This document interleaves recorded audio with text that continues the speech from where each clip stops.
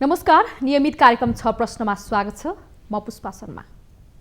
अध्यक्ष उपेन्द्र यादव र संघीय परिषदका अध्यक्ष बाबुराम भट्टराईबीच द्वन्द्व चर्किएपछि जसपा समाजवादी पार्टी करिब फुड्को संघारमा पुगेको छ। यादवमाथि एकलौटी ढङ्गले काम गरेको आरोप लगाउँदै आएको भट्टराई पक्ष पार्टीमा सकेसम्म 51% पुर्याउने नभए अर्को पार्टी गठन गर्ने तयारीमा जुटेको भन्ने समाचारहरू बाहिर आइरहेका छन्। अहिले मुलुकमा दुई विषय चर्चामा छ। एउटा अमेरिकी सहयोग परियोजना एमसीसी र स्थानीय तहको निर्वाचन। एमसीसी अगाडि बढाउने विषयमा दलहरूबीच ठोस सहमति बनिसकेको छैन। त्यसो त गठबन्धन दलभित्रै यो विषयमा एकमत देखिँदैन। सो कारण बुधबार बस्ने भनिएको बैठक समेत सम्भावित कार्यसूची रहे पनि संसद बैठक स्थगित भएको छ। यता निर्वाचनको मिति घोषणा गरेपछि निर्वाचन आयोग तयारीमा जुटेको छ। निर्वाचन नजिकै गर्दा मधेसमा सीके राउत नेतृत्वको पार्टी जनमत पार्टीले कृषकका माग उठाउँदै आन्दोलन गरेको छ। जनताका साथ जुटाउन सो पार्टी मधेसका विभिन्न गतिविधि गरिरहेको छ। सो दलले आगामी निर्वाचनमा जसपा मुख्य प्रतिस्पर्धी दल ठानेको छ। आज हामी यसै विषयमा केन्द्रित रहेर कुराकानी गर्दैछौँ। कुराकानीका लागि आज हाम्रो स्टुडियोमा हुनुहुन्छ जसपा कार्यकारिणी समितिका सदस्य तथा विदेश विभाग प्रमुख रकम चेम्जोङ। स्वागत छ यहाँलाई। सुरुमा पार्टीभित्रकै विवादको कुराबाट सुरु गरौँ कुराकानी, होइन? तपाईँहरूको पार्टीभित्रको विवादको चुरो चाहिँ के हो? पार्टीभित्र वास्तवमा राजनीतिक हिसाबले कुनै विवाद छैन। राजनीतिक लक्ष्यको हिसाबले पनि विवाद छैन र नीतिगत हिसाबले हामीमा कुनै विवादहरू छैन।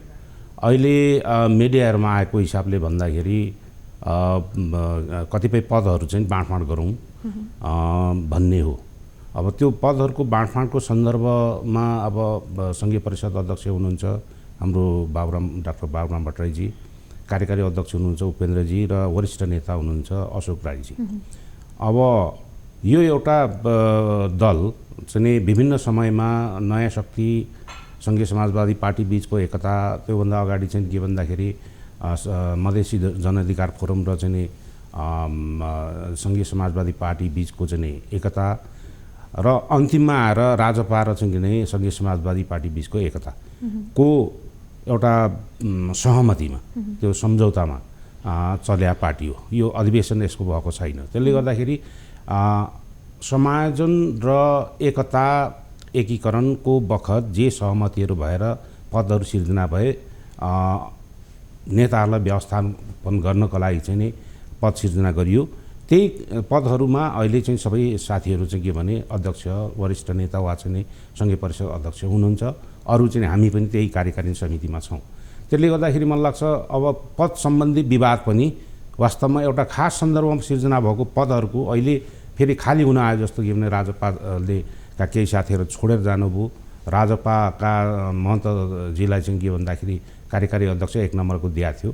त्यो पद बाँडफाँडमै उपेन्द्र यादवले चाहिँ एकलौटी गर्नुभयो भनेर बाबुराम भट्टराईले पटक भन्दै आउनु भयो। होइन, पद बाँडफाँडमा एकलौटी छैन। जे सहमति भयो, जस्तो बाबुरामजीसँग चाहिँ हामीले नयाँ शक्ति र चाहिँ संघीय समाजवादीका बीचमा एकता हुँदाखेरि उहाँलाई वरिष्ठ अशोकजी सधैँ हुनुहुन्थ्यो। उहाँलाई चाहिँ संघीय परिषदको अध्यक्ष त्यतिखेर पद सिर्जना गरेर उहाँलाई व्यवस्थापन गरियो भने यो एउटा सम्झौता न हो। दुईटा पार्टी बीचको एकीकरण हुँदाको एउटा सम्झौता हो, एउटा सहमति हो, जुन कुरो अहिले चलिरहेको छ। अब बाँकी अरू पदहरू जस्तो अब केन्द्रीय कार्यकारी समितिको 1 नम्बरको अध्यक्ष महन्तजीले छोडेपछि खाली भयो। त्यो त महन्तजीहरूसँग एकता हुँदा सिर्जना भएको पद हो।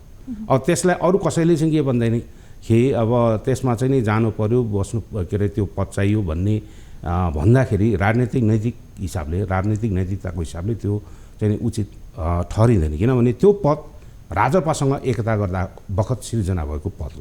त्यसले गर्दा राजपाले जब छोडेर गएपछि त्यो त खाली भयो, त्यो त सक्यो, त्यसको अस्तित्वै सक्यो। विवाद समाधानको महत्त्वपूर्ण समाधानको स्पट भनेको बैठक हो। तपाईँहरूको बैठक कति लामो समयदेखि बस्न सकिरहेको छैन? अनि बस्न सकिरहेको छैन भन्ने होइन, किनभने हाम्रो बैठकहरू नियमितै जस्तो बस्छन् र त्यसमा खास गरेर अहिले पछि सरकारले चाहिँ 25 दिनभन्दा बढी चाहिँ कोरोनाका कारण यो महामारी थर्ड जुन वेभ छ त्यसको कारणले गर्दाखेरि सरकारले 25 भन्दा बढी भेला हुन नदिने भएको हुनाले हामीले बैठक चाहिँ के भन्दाखेरि यो बीचमा चाहिँ गरेका छैनौँ।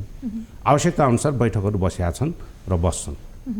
अब मुलुकै एमसीसीले तताइरहेको छ। तपाईँ त गठबन्धन, तपाईँहरू चाहिँ गठबन्धन दलको नेता पनि हुनुहुन्छ एकजना, तपाईँहरूको पार्टी सरकारमा समावेश छ। एक हिसाबले सबै पार्टीले आफ्नो धारणा सार्वजनिक गरिसकेका छन् एमसीसीको विषयमा, तर जसपा चाहिँ मौन जस्तै अवस्थामा देखिएको छ। धारणा किन सार्वजनिक गर्न, स्पष्ट रूपमा धारणा सार्वजनिक गरेको? मैले बुझेसम्म अहिलेसम्म कुनै पनि राजनीतिक दलले अफिसियल निर्णयका रूपमा एमसीसीका बारेमा चाहिँ अगाडि ल्याएको छैन, सार्वजनिक गरेको छ जस्तो मलाई लाग्दैन। एमसीसी अहिले चाहिँ संसदमा पेश भएको छैन। संसदमा पेश गर्ने कि नगर्ने भन्ने सन्दर्भमा चाहिँ दलहरूका बिचमा चाहिँ छलफलहरू भएको छन्, खास गरेर चाहिँ गठबन्धनका बिचमा छलफल भएको छ। यसलाई सहमतिका साथ पेश गरौँ, सहमतिका साथ यसलाई चाहिँ अगाडि सारौँ भन्ने चाहिँ गठबन्धनका बिचमा सहमति भयो र त्यो सहमति खोज्ने क्रम सम्भवतः जारी होला। जहाँसम्म चाहिँ राजनीतिक दल अब जसपाले किन निर्णय गरेन भन्दाखेरि अहिले संसदमा पेश भयो भने त सार्वजनिक एउटा चासोको विषय हुन्छ र त्यो छलफल हुन्छ। अहिले सरकारले चाहिँ के भन्दाखेरि सम्झौता गर्यो भन्ने छ, त्यो सम्झौतामा के छ भने त सार्वजनिक सरकारले त गरेका छैन नि, त्यो विषयवस्तु त बाहिर आएको छैन। सरकारले औपचारिक रूपमा चाहिँ जनसमक्ष ल्याएको पनि छैन। त्यो औपचारिक रूपमा जनसमक्ष ल्याउने थलो भनेको संसद हो हैन। सरकारले सार्वजनिक के अरे चुनेर पठाएका प्रतिनिधिहरूको बिचमा त्यसलाई चाहिँ टेबल गर्न पर्यो। त्यो टेबल भएको छैन। त्यो टेबल चाहिँ सहमतिका साथ गरौँ भन्ने गठबन्धनको चाहिँ के भन्दाखेरि सहमति छ। त्यो कहिले सहमति होला र त्यहाँ होला के अरे पेश होला। अब जहाँसम्म जस्तो एमाले के एमाले अब अहिले औपचारिक निर्णय गरेको छ त त्यसलाई चाहिँ यो गर्ने त्यो गर्ने पेश गर्ने कुरोमा उनीहरू सहमत छन्, तर त्यो पास गर्ने कि फेल गर्ने औपचारिक निर्णय न काङ्ग्रेसले गरेका छ, न एमाले गरेका छ, न चाहिँ माओवादी वा चाहिँ के अरे नेकपा समाजवादी ले गरेका छ, न हामीले गरेका छौँ। किनभने त्यो समय नै आएको छैन कि त्यसमा पास वा फेल, त्यसमा बुँदागत कुराहरूमा यदि आपत्ति छन् भने केमा आपत्ति, यी सब कुराहरू सार्वजनिक गर्ने र निर्णय लिने समय आइपुगेको छैन। त्यसैले हामीले अहिलेसम्म त्यसमा औपचारिक छलफल गरेका छैन। अनि यो त अन्तिम अवस्था हो। जस्तो यहाँले अरू दलले पनि खासै बाहिर ल्याएका छैनन् भन्दै गर्दाखेरि कङ्ग्रेस यसको पक्षमै छ। समाजवादी पनि एक हिसाबले केही बुदाहरूमा असहमति भए पनि अगाडि बढाउनुपर्छ भन्ने पक्षमै छ। त्यस्तै माओवादी पनि, माओवादी अध्यक्ष प्रचण्ड पक्षमै हुनुहुन्छ। भले होला कि पार्टीभित्र चाहिँ केही विषयमा चाहिँ छलफल गरेर निर्णय गरेर मात्र आउँ भन्ने किसिमको कुराकानी भइरहेको छ। तर सामान्यतया धारणा, आधिकारिक धारणा जसपाको आएन, मौनता साध्यो भन्ने आरोप आइरहेको छ। होइन, मौनता साध्या होइन कि भने हामीले औपचारिक निर्णय गरेका छैनौँ। त्यो मैले भने औपचारिक निर्णय माओवादीले पनि गरेका छैन। वास्तवमा बसेर बकाइदा यति बैठकले यसरी चाहिँ यसलाई यसरी चाहिँ गर्ने, यसलाई पास गर्ने वा चाहिँ यसलाई रिजेक्ट गर्ने भन्ने किसिमले उहाँहरूले पनि गर्नुभएको छैन। कङ्ग्रेसले नि त्यो होला, काङ्ग्रेसले पास गर्नुपर्छ भन्ने माहौल छ उहाँहरूका बिचमा, तर अफिसियल निर्णय त आउनु पऱ्यो नि होइन। त्यो चाहिँ भन्यो भने हामी कहाँ पनि धारणाहरू छन्, फरक फरक धारणा होलान्। कसैले यसलाई ठिक छ, एकदम 100% ठिक छ, यसलाई पास गर्नुपर्छ, यो भएन भने चाहिँ यो देशको चाहिँ आर्थिक अवस्था नै चाहिँ खतम हुन्छ अथवा विकासै हुँदैन भन्ने पनि होला। अब हामी बिचमा पनि कतिपयको धारणा होला कि यसमा केही संशोधन गर्नु पऱ्यो, केही परिमार्जन गर्नु पऱ्यो, जुन बुँदाहरूले चाहिँ नेपालको राष्ट्रिय अस्तित्व, सार्वभौमिकता र चाहिँ के भन्दाखेरि का सन्दर्भमा केही आँच आउनु सक्छ र चाहिँ के भन्दाखेरि यो चाहिँ यसले अन्तर्राष्ट्रिय एउटा चलखेलको थलो बन्न सक्छ भन्ने खालको एउटा सोचाइ होला। त्यसैले के भने हामीले औपचारिक रूपमा निर्णय गरेका छैनौँ, हामीले मात्र होइन कि अरूले पनि गरेका छैन। किन त्यो समय आउँदैछ, आएको बता हामी पनि गर्छौँ। जस्तो जसपाकै कार्यकारिणी अध्यक्ष बाबुराम भट्टराईले चाहिँ केही समय अगाडि, केही दिन अगाडि भने एमसीसी चाहिँ पास गर्नुपर्छ, यो पक्षमै नेपालको पक्षमै छ भन्ने लाइनको कुराहरू गर्नुभयो। त्यसलाई चाहिँ उपेन्द्र यादवले खण्डन गर्नुभयो। तपाईँहरूको बिचको असमझदारी त्यहाँबाट प्रश्न देखियो नि होइन? होइन, असमझदारी भन्दा कुनै इस्युमा चाहिँ फरक फरक धारणाहरू हुन्छन्, व्यक्तिगत धारणाहरू हुन्छन्। बाबुरामजीले चाहिँ के भन्दाखेरि उहाँले व्यक्तिगत धारणा राख्नुभयो। यस्ता महत्त्वपूर्ण मुद्दामा तपाईँहरूको पार्टीभित्र बैठक बसेर त छलफल गरेर एउटा निष्कर्ष निकाल्नुपर्छ नि। एउटै पार्टीको एउटा अध्यक्षले एक थोक भन्ने, अर्कोले अर्को थोक भन्दाखेरि चाहिँ त्यो समस्या त बाहिर पनि देखिन्छ। होइन, यो विषयमा त्यही त भने यो विषयमा हामीले छलफल गरेका छैनौँ, यसो निचोडमा पुगेका छैनौँ। निचोडमा पुगिसकेर निर्णय भइसकेपछिको अवस्थामा चाहिँ नि सबैले त्यसलाई फलो गर्नुपर्छ। तर अहिले निचोडमा हामी पुगेका छैनौँ, छलफल पनि भएको छैन, निर्णय भएको छैन भने त्यस अवस्थामा बोलिने कुराहरू स्वाभाविक रूपमा व्यक्तिगत धारणाका रूपमा आउँछन् होइन। त्यो व्यक्तिगत धारणाको रूपमा चाहिँ नि बाबुरामजीको पनि आयो होला, अरू कसैको पनि आयो होला। त्यसलाई चाहिँ व्यक्तिगत तहमै हेर्नु पऱ्यो। त्यो चाहिँ जसपाको निर्णयको रूपमा चाहिँ त्यसलाई लिन सकिँदैन।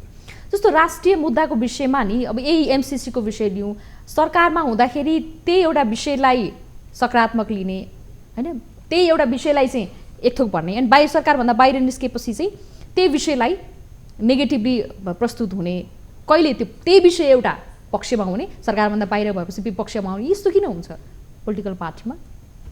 अब कतिपय सन्दर्भमा कतिपय इस्युजहरूमा त्यस्तो होला, तर मलाई लाग्छ राष्ट्रिय महत्त्वका चाहिँ इस्युजहरूमा मलाई लाग्छ सरकारमा बस्दा वा बाहिर उभिँदा, बाहिर बस्दाखेरि अवधारणामा परिवर्तन होला जस्तो मलाई लाग्दैन। प्राय राजनीतिक दलहरूको त्यस्तो नहुनुपर्ने हो र जसपाको हकमा यो विषयमा जुन विषयहरू अहिले तपाईँले प्रस्तुत गर्नुभयो ती विषयहरूमा हामीले छलफल गरेका छैनौँ। त्यसो भएको हुनाले स्वाभाविक रूपमा किन पनि जोड्न खोजेको भने योभन्दा अगाडिको सरकार केपी ओलीको पालामा यहाँहरूले पनि सहकार्य गर्नुभयो केही विषयमा, यो विषयमा सरकार बीच चाहिँ एउटा गठबन्धन त्यो बेलाको पनि तपाईँहरूको बनेको थियो, सँगै हुनुहुन्थ्यो, सरकारमा सहभागी हुनुहुन्थ्यो होइन। त्यो बेलामा पनि एमाले संसदमा लाने प्रक्रिया सुरु गरिसकेको हो, त्यतिखेरको धारणा एउटा थियो। तपाईँहरू चाहिँ त्यो हिसाबमा पार्टीमा सँगै सरकारमा भएको हिसाबले तपाईँलाई यो जोड्न खोजेँ मैले, सरकार बाहिर गएपछि एउटै विषयमा चाहिँ फरक मत चाहिँ किन आउँछ भन्ने विषय मात्रै होइन। त्यतिखेर पनि हामीले धारणा चाहिँ नि औपचारिक रूपमा तय गरिसकेका थिएनौँ। हामी सरकारमा थियौँ, प्राइम मिनिस्टरले चाहिँ नि त्यसलाई चाहिँ उसमा लैजान संसदमा पेस गर्नको लागि प्रयत्न गर्नुभयो, वातावरण तयार गर्न खोज्नुभयो, सक्नु भएन र पेस भएन। अब पेस भइसकेपछिको छलफलमा के हुन्थ्यो त्यो आफ्नो ठाउँमा छ होइन, किनभने हामीले पेस भएपछि त्यसलाई चाहिँ नि के भने जनचासोको विषय हुन्छ र पार्टीले आफ्नो धारणा चाहिँ नि प्रष्ट पार्नुपर्ने हुन्छ। त्यस हिसाबले हामी चाहिँ के भने छलफल गर्थ्यौँ होला र एउटा निचोडमा पुग्थ्यौँ होला। त्यसैले छलफलको प्रक्रियामै त्यो पुगेन त्यतिखेर पनि र अहिले पनि।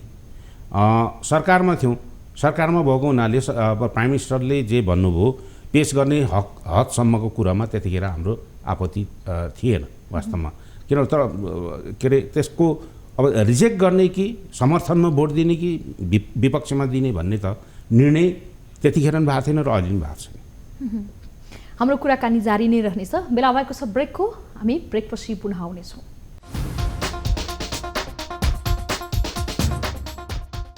ब्रेकपछि पुनः स्वागत छ। आज हामीसँग हुनुहुन्छ जसपा कार्यकारी सदस्य रकम चेम्जोङ, स्वागत छ यहाँलाई पुनः। अब हामी एमसिसीमै केन्द्रित रहौँ, जल्दो विषय पनि यही छ होइन। अब एमसिसीलाई गठबन्धनको भविष्यसँग जोडेर हेर्न थालिएको छ। एमसिसी यदि अगाडि बढ्यो भने गठबन्धन भत्किन्छ भनेर आकलन पनि गरिएको छ। गठबन्धनको भविष्य चाहिँ कस्तो देख्नु भएको छ? तपाईँहरू सरकारमै हुनुहुन्छ। मलाई लाग्छ एमसिसीकै कारण गठबन्धनमा चाहिँ नि बिखराव त्यो चाहिँ नि टुट्ने वा चाहिँ नि खालको होला जस्तो मलाई लाग्दैन। किन एमसिसी एउटा अमेरिकाले दिएको चाहिँ नि होइन पैसो चाहिँ नि लिने कि नलिने भन्नेसँग सम्बन्धित विषय हो र त्यसका शर्तहरूका सम्बन्धमा जुन विवादहरू आइराखेका छन् त्यो शर्तहरूका सन्दर्भको विवादलाई चाहिँ के भन्दाखेरि मलाई लाग्छ पुनर्विचार गर्नको लागि चाहिँ नि गठबन्धनभित्र पनि केही सहमतिहरू भए जस्तो देखिन्छ होइन। सकिन्छ भने त्यसलाई चाहिँ नि संशोधन गरौँ, संशोधनको लागि चाहिँ रिक्वेस्ट गरौँ भन्ने कुराहरू पनि आएका छन्। त्यसैले मलाई लाग्छ सहमतिका साथ त्यसलाई अगाडि बढाउने भन्ने एक किसिमको सहमति छ। अब सहमति हुन नसक्दाको अवस्थामा एउटा वे आउट त निस्केला होइन, त्यसको वे आउट त निस्केला चाहिँ के भन्दाखेरि र त्यो वे आउटले मलाई लाग्छ के भन्दाखेरि गठबन्धन टुट्ने भन्ने चाहिँ त्यो ठाउँमा पुग्ला भन्ने मलाई चाहिँ लाग्दैन। भित्री रूपमा प्रयासहरू के भइरहेका छन् सहमतिमा ल्याउनका लागि? गठबन्धन सहमति ल्याउनका लागि भनेर त गठबन्धनका बिचमा कुराकानी चलिराखेका छन्। जस्तो अब समिति बनाइयो, समितिले चाहिँ के भने केही समय रहेन भनेर चाहिँ के भने उहाँहरूले भन्नुभएको छ। त्यसो भएदेखि अब त्यही छलफल गरेर एउटा निर्णयमा पुग्ला। अब जहाँसम्म यो गठबन्धन एमसिसीका कारण बन्या त होइन, गठबन्धन बन्या त के हो भन्दाखेरि नेपालको संविधान डिरेल भयो होइन। नेकपा एमालेको सरकारले चाहिँ यसलाई चाहिँ भत्काउने काम गर्यो, संविधानलाई चाहिँ के भन्दाखेरि तोडमोड गर्यो र बारम्बार चाहिँ जनप्रतिनिधिहरू जनताले चुनेर पठाएका संसदलाई चाहिँ विघटन गर्ने काम गर्यो र चाहिँ एउटा संसदविहीन चाहिँ राज्य सञ्चालन गर्ने एउटा ख्वाब चाहिँ के भन्दाखेरि एमालेका नेता केपी ओलीमा चाहिँ जाग्यो। त्यसले चाहिँ एउटा अधिनायकवादतिर चाहिँ मुलुक लैजान्छ। र उपलब्धिहरू जो भएका छन् ती उपलब्धिहरू चाहिँ समाप्त हुन्छन् भनेर त्यसको विकल्पमा चाहिँ नि होइन आन्दोलन गरेर यो सरकार यो गठबन्धन आएको हो। त्यसकारण यसको उद्देश्य नै के भने शान्तिपूर्ण ढङ्गले निर्वाचन सम्पन्न गरेर संविधानलाई ट्र्याकमा हिँडाउने र उपलब्धिहरूलाई जगेर्ना गर्ने हो। त्यो दायित्व बोकेर यो गठबन्धन आएको हुनाले मलाई लाग्छ एमसिसीका कारण चाहिँ यो यो दायित्वबाट वञ्चित भएर चाहिँ गठबन्धन टुट्ने खालको स्थिति पैदा हुन्छ भन्ने मलाई लाग्दैन। यो प्रसङ्ग किन पनि जोडेको, गठबन्धन भत्कन्छ कि भन्ने आधारजीको प्रसङ्ग किन जोडेको भने केही दिन अगाडि प्रधानमन्त्री शेरबहादुर देउवाले यो यत्रो परियोजना सहायतालाई चाहिँ किन यतिकै छोड्ने, बरु गठबन्धन भत्के पनि भत्कोस्, म चाहिँ गठबन्धन यो एमसिसी परियोजना यो चाहिँ अगाडि बढाउँछु, प्रक्रिया अगाडि बढाउँछु भनेर अभिव्यक्ति दिनुभएको थियो। यो हिसाबले पनि गठबन्धन चाहिँ यही कारणले टुट्छ कि भन्ने केही आशंकाहरू पनि प्रधानमन्त्रीजीले कुन सन्दर्भमा के भन्नुभयो होइन, तर मलाई लाग्छ के भने मैले भने यो गठबन्धन एमसिसीले का कारण बन्या पनि होइन र एमसिसी का कारण भत्किनु हुँदैन। अनि यसको दायित्व छ, आफ्नो चाहिँ के भने जिम्मेवारी छ कि संविधानलाई ट्र्याकमा संविधानलाई सही बाटोमा हिँडाउने र उपलब्धिहरूको जगेर्ना गर्ने।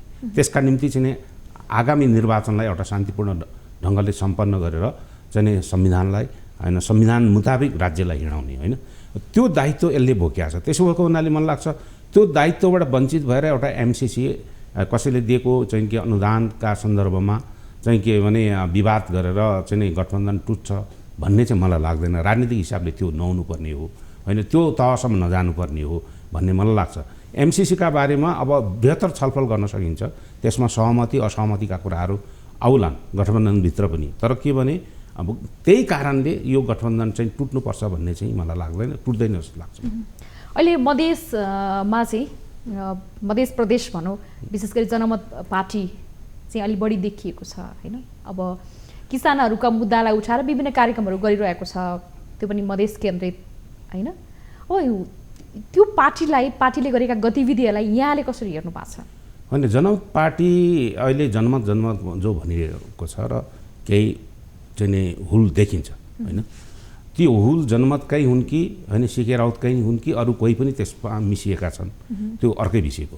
तर जनमत पार्टीको पृष्ठभूमि हामीले हेऱ्यौँ भने उसले सिके राउतले राजनीति सुरु कहाँबाट गर्यो भन्दाखेरि मधेसलाई अलग गर्ने राजनीतिबाट सुरु गर्यो, अलगाववादी राजनीतिबाट सुरु गर्यो। यो मुलुकको चाहिँ नि भूभाग दक्षिणको भूभागलाई डिट्याच गरिदिने होइन, त्यसलाई चाहिँ खण्डित गरेर चाहिँ के भने अर्को देश बनाउने वा के हो होइन, त्यो किसिमको चाहिँ के भन्दाखेरि राजनीति त्यो एजेन्डाबाट उनले राजनीति सुरु गरे र आज जे गरिरहेका छन् मलाई लाग्छ त्यो पृष्ठभूमिबाट हामीले हेर्नुपर्छ। त्यसैले अहिलेको उच्छृङ्खल क्रियाकलापहरू जे छन् यसले जनताको त्यहाँको होइन जनताले 2-3 चोटि चाहिँ नि मधेसको आन्दोलन गरे, मधेसी जनताले आन्दोलन गरेर मधेसीहरूको चाहिँ नि उत्पीडनका विरुद्ध चाहिँ मुक्तिकाले उनीहरूले बलिदान पनि गरे र त्यसको उपलब्धिको रूपमा आज त्यहाँ मधेस सरकार छ, मधेस प्रदेश छ होइन, त्यो एउटा अधिकार पाएका छन्। त्यसका विरुद्ध आज सिके राउत चाहिँ जो लागिरहेको छ र अप्रत्यक्ष रूपमा त्यो उपलब्धिलाई समाप्त गर्न कोसिस गरिरहेको छ।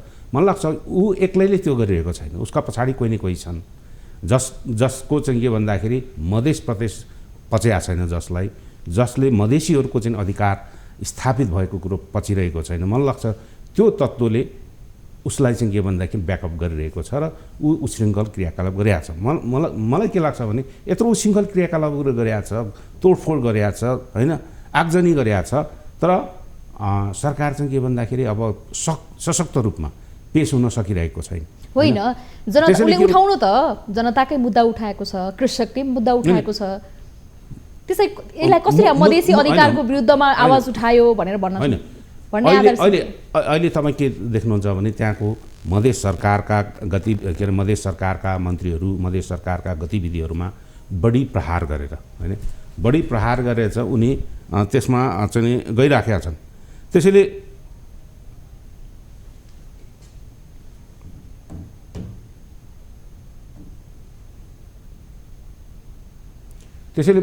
उसका गतिविधिहरूलाई हामीले हेर्नु पर्यो होइन, मन्त्रीहरूमाथि आक्रमण गर्ने होइन, सांसदहरूमाथि आक्रमण गर्ने र चाहिँ कुनै राजनीतिक दलको गतिविधि भएको चाहिँ सार्वजनिक चाहिँ कार्यक्रमहरूमा आक्रमण गर्ने होइन, त्यो पनि खास पार्टी जसपामा केन्द्रित भएर गरिराखेको छ। त्यसको अर्थ के भने जसपाको नेतृत्वमा त्यहाँ सरकार छ, मधेस सरकार छ।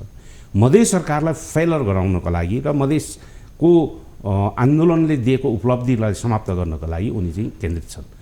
मलाई लाग्छ उनको जो अहिले देखिएको छ त्यो शक्ति जनमत पार्टीको शक्ति मात्र होइन, त्यसको पछाडि कोही न कोही चाहिँ उसलाई चाहिँ के भने सपोर्ट गरिरहेको छ, उसलाई उच्छृङ्खल गतिविधि गर्नको लागि चाहिँ उत्साहित गरिरहेको छ, उकासिरहेको छ भन्ने लाग्छ।